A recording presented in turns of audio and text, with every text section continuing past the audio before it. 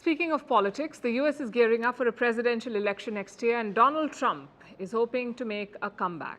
He's ahead in the polls, at least in his party, but the former president is still feeling insecure, it seems. So he's going back to some old tactics, like complaining about taxes in India. Donald Trump is talking about Harley Davidsons again. You know, the American bikes?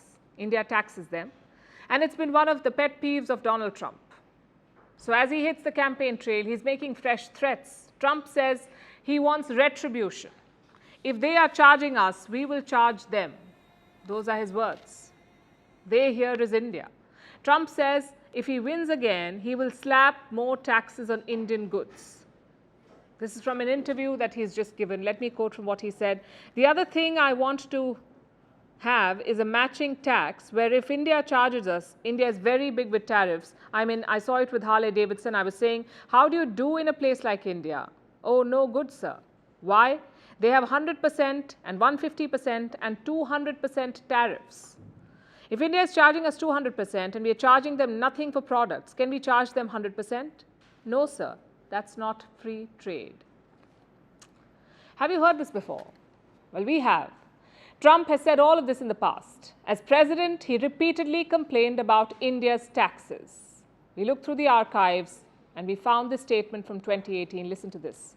Well, India charges us tremendous tariffs when we send Harley Davidsons, motorcycles, other things to India. They charge very, very high tariffs.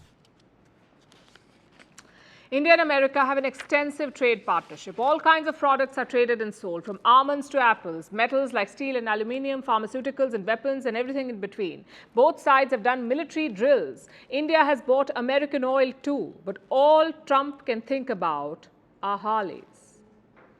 Do you know how many of these bikes are sold in India? A few hundred every year.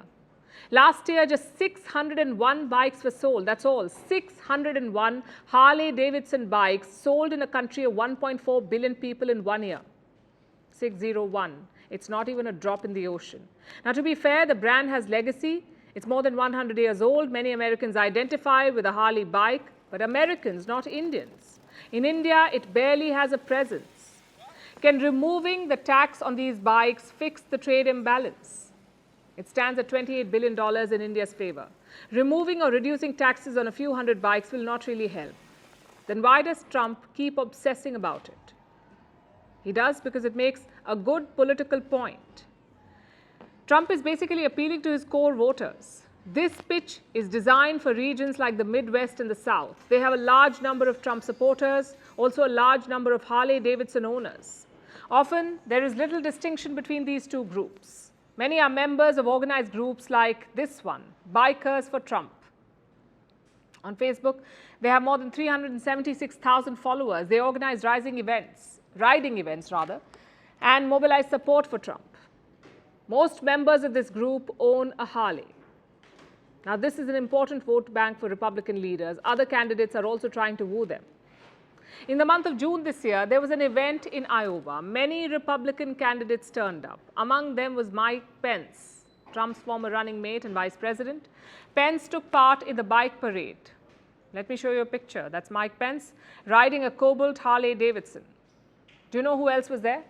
Ron DeSantis, Vivek Ramaswamy, even Nikki Haley, the entire roster of Republican presidential hopefuls at a bike rally. They all attended it. Guess who did not? Donald Trump.